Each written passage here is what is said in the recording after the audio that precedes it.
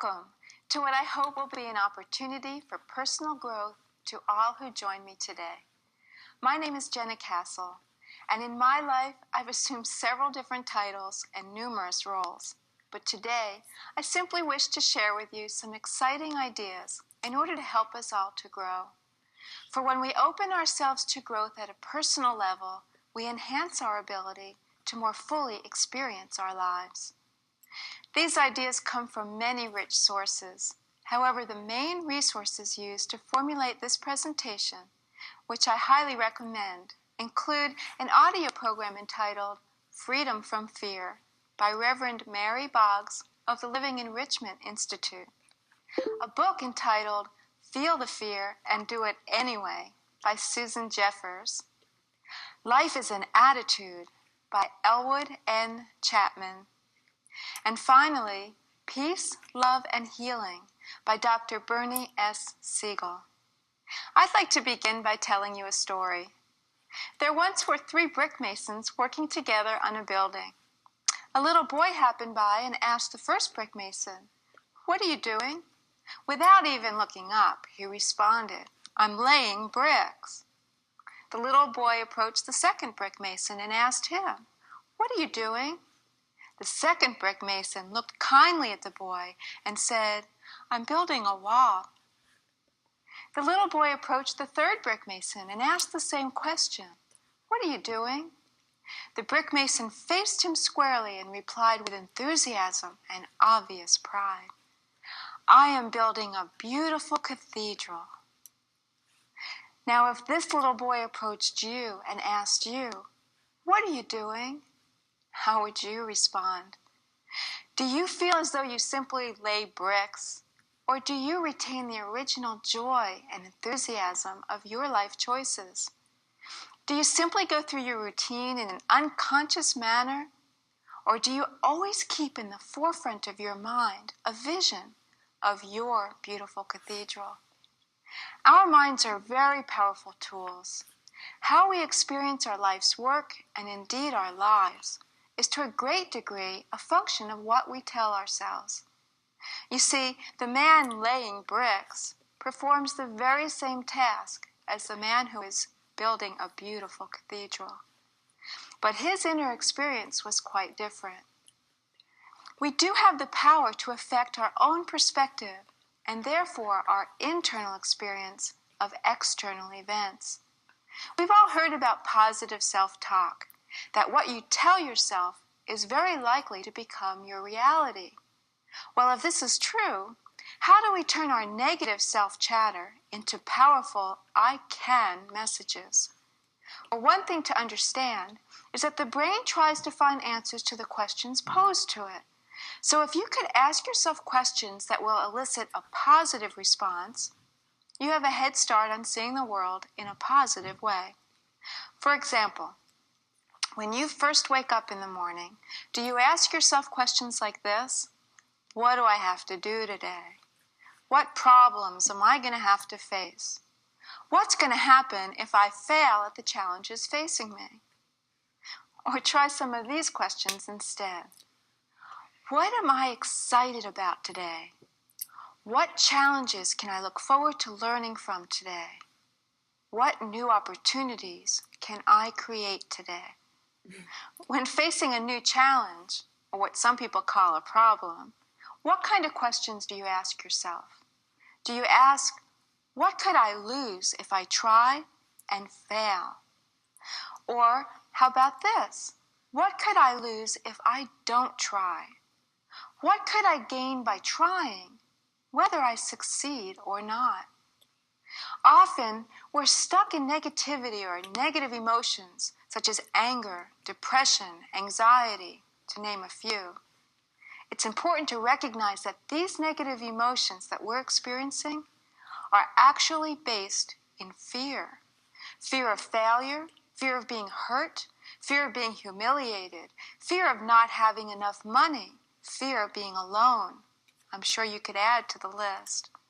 For example, if you get angry because someone cut you off when you're driving, the first thing that actually occurred was that you experienced a fear of having a collision.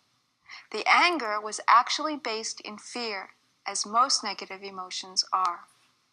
Fear is the biggest inhibitor of us acting upon our dreams and living our lives fully. We hold back from participating in life fully because we are afraid. We're afraid to speak our truth, we're afraid to show up in the world as we are, and we're holding back in some way because of our fears. Well, sad to say, it's not possible to do away with fear completely. Every person on this planet experiences fear. We all have fear in our lives. Think about it. Where is fear controlling you right now? We all have fear in our lives. Even the people who are very successful and self-confident, who are out there making their dreams a reality, experience fear. Therefore, fear is not the problem. What we do with the fear is what determines how we live our lives. Although we can't eliminate fear, we can view it differently and deal with it in healthy and productive ways. You see, we each have places, events, situations with which we're comfortable. This is known as our comfort zone. We each have a very unique comfort zone based on our own past experiences, our perceptions of our capabilities, and our willingness to be out in the world.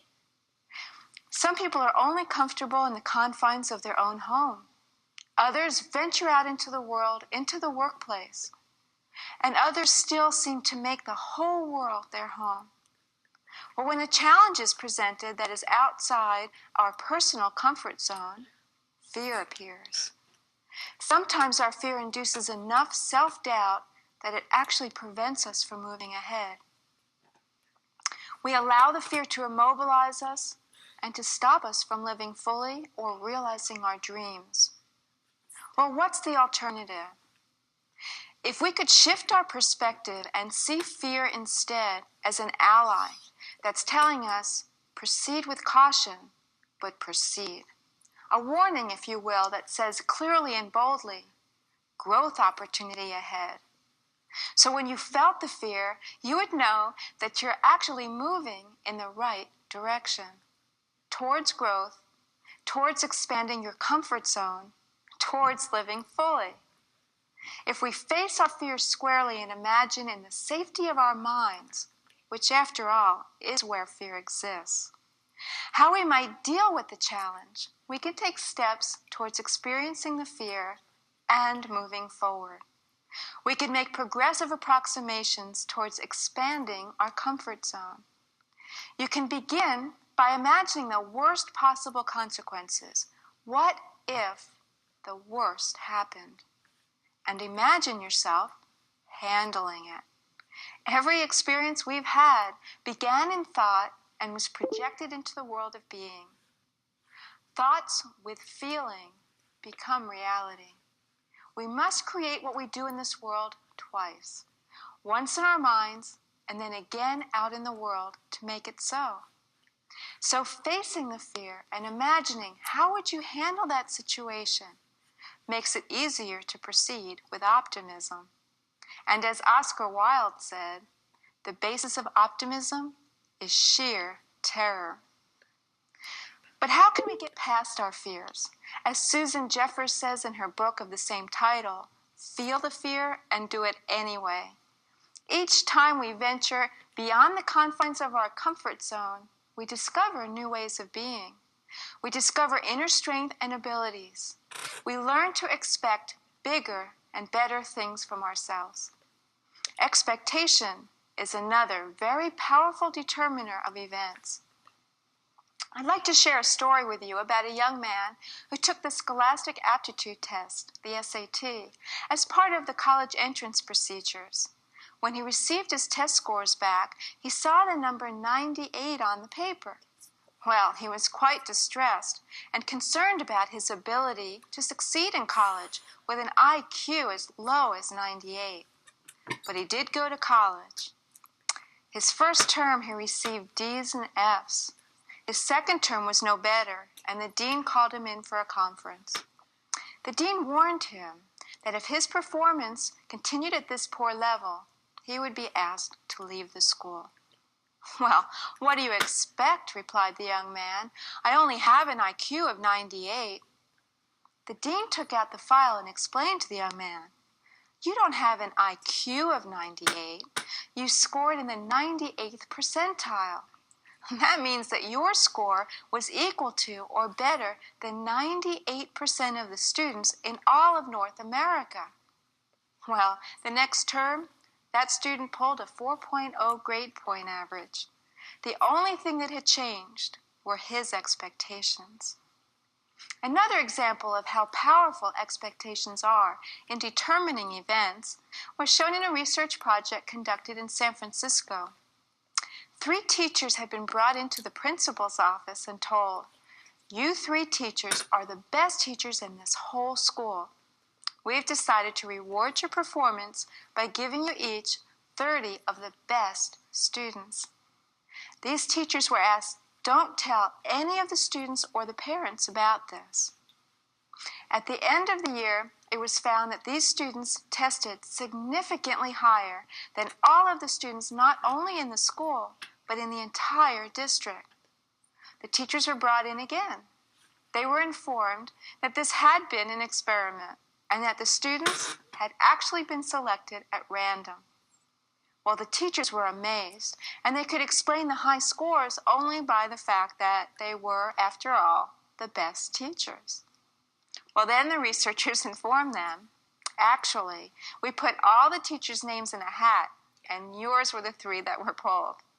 This was a double-blind study, with the only factor not being controlled for being expectations. In summary, if we learn to live with fear as an ally, which navigates our path in the direction of growth, use our minds and strength of spirit to expand our personal comfort zone, and learn to expect bigger and better things of ourselves, we will enhance our ability to live more fully with a constant focus on our beautiful cathedrals. I'd like to leave you with a poem that says, "Come to the edge," he said. "No," they replied, "we will fall." "Come to the edge," he said. "No, we will fall." "Come to the edge." They went to the edge. He pushed them, and they flew. I wish you all a good flight. Thank you.